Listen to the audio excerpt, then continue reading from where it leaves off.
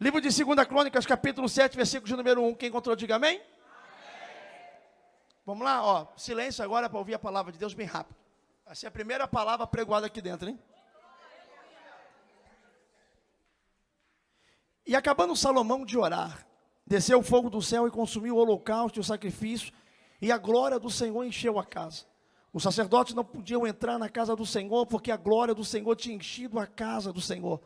Todos os filhos de Israel, vendo descer o fogo e a glória do Senhor sobre a casa, ajoelharam-se com o rosto em terra sobre o pavimento e adoraram, e louvavam o Senhor, dizendo, porque Ele é bom, porque a sua benignidade dura para sempre. E o rei e todo o povo ofereciam sacrifícios perante o Senhor.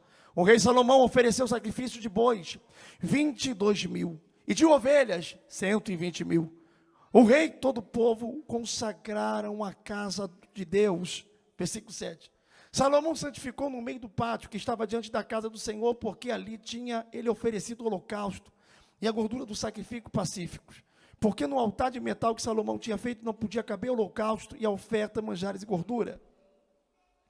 Versículo de número 11 e 12 para terminar. E depois 15, vamos lá, 11. E assim Salomão acabou a casa do Senhor, a casa do rei, e tudo quanto Salomão intentou a fazer na casa do... Tudo que Salomão intentou fazer na casa do... Senhor. E na sua... Na casa de quem? Tudo que ele tentou fazer na casa do Senhor, Senhor com S maiúsculo se refere à casa de... Deus. E na sua... Que casa? Aqui está se referindo tudo que Salomão intentou fazer na casa de Deus. Em primeiro... E depois na sua... O que aconteceu? Prosperamente o efeito. Primeiro aparece a casa de Salomão ou a casa de Deus? Depois que ele faz pela casa de Deus, o que acontece na casa dele? Então tá, vamos lá. Você que está lendo aí, versículo 12. E o Senhor apareceu de noite a Salomão e disse, ouvi a tua oração e escolhi para mim este lugar para a casa de sacrifício. Versículo de número 15 e último versículo. Agora estarão abertos os meus olhos e atentos os meus ouvidos à oração desse lugar. E a oração deste lugar. Glória a Deus. Se você seguir, pega um copo grandão, senão você vai ficar 30 vezes aqui me servindo. Toda atenção para mim, bem rápido. Você sabe que o projeto do templo, chamado Templo de Salomão, não partiu de Salomão. Quem sonhou em construir templo, por favor, me dê toda a atenção de vocês, e você que está em casa também redobre a atenção. O projeto não nasceu no coração de Salomão de fazer um templo para Deus. O projeto nasceu no coração de Davi. Davi só não pôde efetuar porque tinha sangue inocente que escorria pela sua mão. Lembra da morte de Urias, o heteu, esposo de Betseba? Por causa do sangue, ele não pôde realizar um sonho dele. Sonho esse que me constrange. Davi, morador de pasto de ovelha. Davi, que dormia muitas das vezes no campo, agora é rei. E tendo rei, você sabe que Deus na época, no tempo de Moisés, Deus se manifestava numa tenda, a tenda do encontro. Lembra quando a Bíblia vai dizer assim, ó, e Josué, filho de Num, não se apartava da tenda, porque na época Deus habitava em tendas. Da mesma forma que o povo hebreu habitava. Deus é um Deus que quer se relacionar com o ser humano, que Deus falava, vocês moram em quê? Aí o povo, em tenda, então prepara uma tenda para mim. Só que o tempo da tenda acabou. Agora Davi não mora em tenda, Davi mora em palácio. O povo já tem casa. Ninguém está morando em tenda. Só que alguém ficou esquecido na tenda lá. Quem? O que era direcionado para Deus. Deus não ficava preso na tenda, sozinho, dizendo, ninguém vem me visitar. Não, toda vez que Moisés entrava na tenda, a Shekinah descia. Não era Deus que entrava na tenda de Moisés. Moisés era o maior profeta do Antigo Testamento, e maior escritor em quantidade de livros, do Brit Hadashah, foi do Tanakh, do Antigo Testamento, foi Moisés. Só o Pentateuco ele escreveu Gênesis, Bereshit, Êxodo, Shimot, Levítico, Vaikra, Números, Deuteronômio. O Pentateuco foi escrito por... E mesmo sendo esse grande profeta de Deus, Deus não entrava na tenda de Moisés. Moisés, quer me encontrar? Sai você da tua tenda e vem para a minha. Diz um versículo de: chegai-vos a mim, e eu me chegarei. Quem se chega a quem primeiro? Eu que tenho que me chegar a Deus. Existe muita gente em casa que tem um pensamento errado, que pensa assim: eu não preciso ir na casa de Deus, não preciso da igreja para Deus, não. Deus vem aqui, irmão, só vai na tua casa iFood. Levar comidinha na boca que você quer, ainda chega fria. Deus está dizendo: quer comer maná? Quer comer do banquete? A mesa não vai até você, é você que vem até a mesa. Escuta isso aqui, olha que poderoso. Quando Salomão, olha o pensamento de Davi, gente, por favor, vê se esse cara é ou não é um coração, segundo o coração de Deus. Um dia ele acorda, Christopher, e ele fala assim: ó, eu não acho certo eu morar em palácio e Deus morar em tenda. Ele projeta todo o tempo a construção, ele deixa o dinheiro guardado, já que não pode fazer, ele não desiste de fazer, porque o coração ama tanto a Deus, que ele pede algo, filho, faz algo para o pai está indo embora, o tempo do pai acabou, mas constrói um tempo por Deus que nós servimos. Salomão vai fazer um templo agora, dentro desse templo que Salomão constrói, a Bíblia diz que chega o momento da inauguração, e só quem está envolvido com obra sabe o que a obra consome, o tempo que a obra consome, o cansaço que a obra consome, o dinheiro que a obra consome, tudo isso Salomão está fazendo. O povo está sacrificando, está ofertando. Deixa eu fazer, quem era o rei mais rico da Bíblia Sagrada? Salomão. Quem era o rei mais rico? E por que estão ofertando no tempo que Salomão está construindo? Por que estão semeando se Salomão é rico? Podia pensar igual o crente: ué, Salomão é rico, pega a tua riqueza e... Entenda uma coisa, Salomão está pedindo oferta para fazer o templo, não é porque Salomão precisa de dinheiro, é porque todos precisam entender que Salomão está falando: aqui não é a minha casa, aqui é a casa do nosso Deus. Ou seja, se tiver tudo construído pelo meu dinheiro, então isso aqui pertence a mim. Mas se cada tijolo tiver um nome, se cada telha tiver um endereço, se cada luminária tiver uma pessoa que ofertou, ninguém pode entrar dizendo: isso aqui é meu. Não, eu vou entrar aqui dizendo: um tijolo está aí, fui eu que coloquei. É teu? Não, mas faço parte do projeto. É teu? Não, mas eu faço parte desse mistério.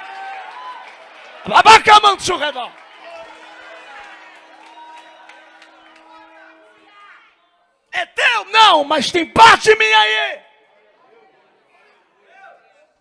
Por isso que Salomão vai ofertar muito, mas não vai ofertar tudo. O povo vai ofertar, fazendo a casa secada de sacrifício. Aí a Bíblia diz que na inauguração, já vai se preparando, viu?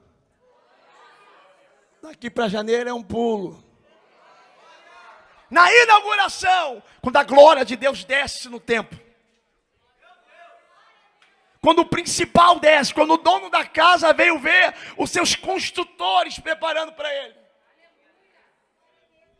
a Bíblia diz que a glória de Deus é tão forte que os sacerdotes, ninguém conseguiu ficar de pé. Não tinha ninguém para sentir mais a presença do que os sacerdotes. O povo não entendia o que era a presença. E se os sacerdotes que sentiam a presença não conseguiu ficar de pé, significa que até aqueles que são acostumados a sentir a presença tiveram uma visitação incomum. Tiveram uma visitação que não é normal de ter. As pernas bambeavam, a força acabou, e quando eles perceberam, estavam no chão. Sabe o que Deus manda eu dizer para algum sacerdote que está me ouvindo aqui?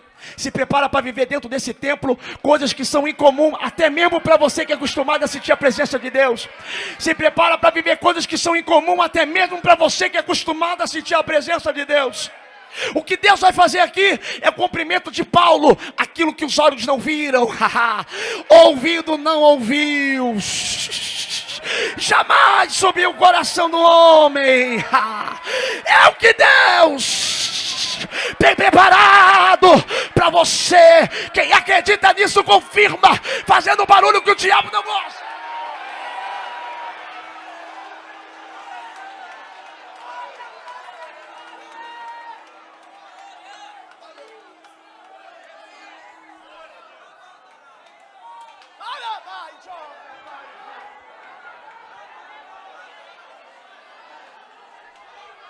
Dentro do ministério da IPTM eu já vi gente largar muleta, eu já vi gente voltar a ouvir, largar o fone, ofertar o fone. Eu já vi crianças vomitar sangue, eu já vi pessoas sendo libertas. Só que a unção desse templo será maior, porque nos templos lá eu vi Deus tocar no ouvido da surda e a surda ouvir. Aqui a unção vai ser tão forte que antes do pastor tocar, só de entrar por essa porta dentro, Deus vai curar a pessoa.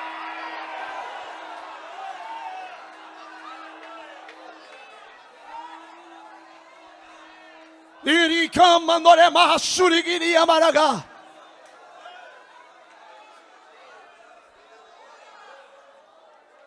Escute, para concluir, a glória desce, Salomão oferta, Salomão sacrifica, 22 mil boi, ovelhas 120 mil, o povo sacrifica, Deus fala, aí será chamado minha casa, casa de sacrifício. Aí a Bíblia diz, olha que forte, olha esse versículo para me ler fielmente. Assim Salomão acabou a casa do Senhor. Diga, acabou a casa do Senhor.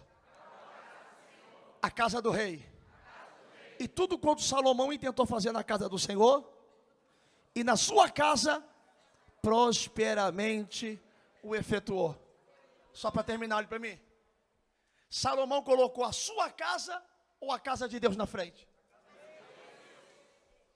E Deus prosperou que casa? Porque quando eu boto o reino em primeiro lugar, as demais coisas são acrescentadas. Aprenda uma coisa. Eu preguei uma mensagem no último culto de quinta-feira e só dou uma ressalva dela aqui.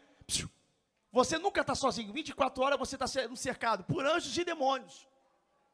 Assim como Deus usa pessoas para falar com você, o diabo também usa pessoas para te entristecer com palavras que vão tentar roubar a sua fé. E o povo que nos rodeia, eles não creem no nosso resultado. Se os irmãos de José acreditassem que ele seria governador, jamais intentariam jogar ele numa cisterna e até mesmo pensar de matá-lo. Então concorda comigo que os irmãos não acreditaram que o sonho de José ia se cumprir. Da mesma forma que o teu marido às vezes não acredita, da mesma forma que a tua esposa às vezes não acredita e dorme com você na mesma cama, da mesma forma que o teu filho às vezes não acredita e nasceu de dentro de você, da mesma forma que o primo, o tio, o vizinho, o funcionário, o patrão, alguém olha para você e não acredita naquilo que Deus te prometeu, você já sabe o que vai acontecer, eles não. E se você estiver num dia fraco, mal, desgastado, frio, sabe o que acontece? Essa palavra entra no teu coração de uma forma tão certeira que quando você vê, você está em lona. E é isso que não pode acontecer. É isso que não pode chegar dentro do teu coração para estremecer a tua... Não pode. Quem me ouve, diga amém. Amém. As pessoas só veem o resultado. Por que o povo que usou a mão para bater na porta da arca para dizer, Noé, me salva? Não foi a mesma mão que pegou uma madeirinha de acácia para colocar na arca, dizendo assim, ó, projeto não é meu, não é teu, mas eu estou aqui para ajudar. Porque o povo não acreditou no dilúvio. O povo não acredita na promessa, o povo só quer ver o resultado. Só que você vai ter que crer. Bem-aventurados que não viram, mas creram. Tudo é possível aquele que crê. Aquele que crê verás a glória de Deus. Então olha para quem está do teu lado e diga assim, quem tem que acreditar é você. Então segura essa. No momento que você colocar a casa de Deus e o reino de Deus como prioridade da sua vida, sabe o que vai acontecer na sua vida? Você vai começar a se deparar. Lá no deserto, quem apareceu? O Espírito de Deus conduziu Jesus, impeliu Jesus ao deserto. Sim ou não? Aonde, gente? Aonde o Espírito Santo impeliu Jesus? E depois que o Espírito de Deus colocou Jesus no deserto, quem é que aparece? O diabo. E no final? Anjos. Então aprenda uma coisa, o Espírito Santo é visível? É visível, gente? Consegue ver o Espírito Santo? Então não é.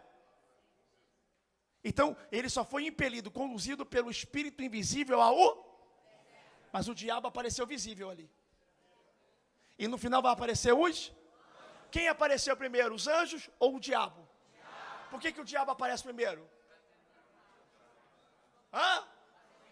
Para tentar? Mas Deus não podia aparecer primeiro e falar, você vai ser tentado, fica ligado aí, para não cair em tentação. Deus falou isso? Porque quem apareceu primeiro? E por que o diabo apareceu primeiro? Porque depois de Deus ninguém aparece mais. por isso que a última palavra é dele, porque ninguém ousa falar depois que ele falar. Se ele falar, está curado, não tem médico para dizer que vai morrer. Se ele falar, tu vai ser pastor, não tem outra pessoa. Você consegue entender o que Deus está falando? A última palavra vem de... Então aprenda uma coisa, quando você estiver no caminho da fé, se prepara para dar de frente primeiro com o diabo do que com o anjo. É por isso que tem gente que se converte, fala assim, depois que eu entrei na igreja, eu estou tendo visão, pastor. É a porta que abre sozinha, é a luz que apaga sozinha. Eu vejo um vulto para lá, é demônio para cá. Não vejo um anjo. Um anjo não aparece, mas demônio. É mentira ou verdade? Porque eles sempre vão aparecer primeiro. Então se prepara, meu amigo, por favor. Se prepara. Alabacanto, reverbraxé. Se prepara para você ter encontro primeiro com o demônio, para depois ser servido por anjo. Então você tem que estar pronto, que quando você botar a casa de Deus em primeiro lugar e o reino de Deus em primeiro lugar, se prepara que você sempre vai lidar com pessoas que vão dizer assim, ó, tá fanático demais. Só quer saber de igreja. Pega a sua cama, leva para a igreja e já dorme lá. Pede o pastor para te hospedar. Você está ficando meio louca. Está falando sozinha, mulher, no meio da casa. Um dia eu acordei para ir no banheiro, vi você igual uma maluca marchando na sala. Você está bêbada? Falando uma língua que eu nem sei que é. Apontando para o meio do nada e dizendo, sai da minha casa que eu já te vi. É assim ou não é? Aí depois dessa mesma pessoa que te criticava, é a mesma pessoa que falava assim, ó, amor, ora por mim, porque quando tu fala o negócio acontece. Teu marido no trabalho fica assim, ó, minha mulher é assim com Deus, eu tenho até medo dela. Que Deus revela tudo para ela, não dá nem para esconder. É assim ou não é? Eu estou pregando para um povo que anda de mão dada com Deus. Conclusão para a gente começar a orar. Olha que forte. Quando Salomão colocou a casa de Deus em primeiro lugar, qual foi a casa que prosperou? Olha para o teu irmão, sabe por que a tua casa não prospera? De novo, sabe por que a tua casa não prospera? Porque você não bota o reino em primeiro lugar. Sabe qual é a promessa que você faz para Deus? É a promessa ao contrário, é por isso que não acontece o que você quer. A promessa ao contrário é, se Deus prosperar a minha casa, eu vou abençoar a igreja. Se Deus abrir uma porta para mim, se Deus me enriquecer, se Deus... Aí a pessoa fala, depois que eu comprar meu carro, depois que eu comprar meu helicóptero, depois que eu comprar meu avião, depois que eu comprar minha mansão, depois que eu comprar minha ilha, aí sim, Jesus, aí eu vou ser um grande pilar da obra, não vai prosperar nunca. Então como é que eu devo orar? Senhor, me prospera. Por quê? Porque eu vejo a necessidade da tua obra. Eu quero ser um pilar. Eu quero ser um construtor de templo. Eu quero pagar um aluguel. Eu quero que o meu dízimo, Senhor, consiga pagar contas das igrejas que estão ativas de mensagem. E aí quando você está pedindo isso, você nem percebeu que agora o teu dízimo paga um aluguel de uma igreja. Paga ou não paga? Mas na tua garagem tem um carro que tu nunca pediu. Tua casa tem um tamanho que tu nunca sonhou. E aí alguém olha e fala, nossa, está crescendo, você cresceu e nem percebeu, porque tu está tão focado nas coisas de Deus, que você só esqueceu uma coisa. Fala ou não falo? Você só esqueceu uma coisa, não existe nada na terra que você vai fazer que vai ser maior do que Deus vai te dar. Mesmo que você faça esperando nada em troca, não existe possibilidade, não existe cogitação de você fazer algo para Deus, dizendo, não, Senhor, isso aqui eu fiz porque eu quis fazer, o Senhor não precisa nem se incomodar, isso aqui é de coração, viu, Senhor? Eu estou dando para o Senhor, mas fica por isso mesmo, ó. Aí Deus está dizendo, não existe isso. Não existe. José e Maria eram pobrezinho, diga, pobrezinho. Maria estava grávida de Jesus, eles vão no templo sacrificar um par de rolinhas, de passarinhos, porque eram pobres e não tinha como dar um cabrito, não tinha como dar uma ovelha, não tinha como dar, mas eles vão lá, quando eles descem, Maria, ai, me deu umas contrações, estourou a bolsa, numa manjedoura Jesus nasce, e agora? Aí vem uma notícia, Herodes vai matar se voltar, e agora? Eles acabaram de ofertar no templo, sim ou não? Vem 3 homens, do nada, direcionado pelas estrelas, Deus guiando, no meio do nada, não existia GPS, não existia Google para botar um endereço, não tinha como chegar. Mas pela esteira Deus vai guiando. Quando chega lá, 3 homens chegam para José e Maria e falam: olha, nós viemos aqui trazer uma oferta para você. Que? Oferta? É presente. Eu trouxe ouro, aí o outro, eu trouxe incenso, aí o outro, eu trouxe mirra. Para quê? Porque quando ele foi para o Egito, quem sustentou ele foi essas vitórias, essas ofertas que ganhou. Ganhou oferta depois de sacrificar no templo.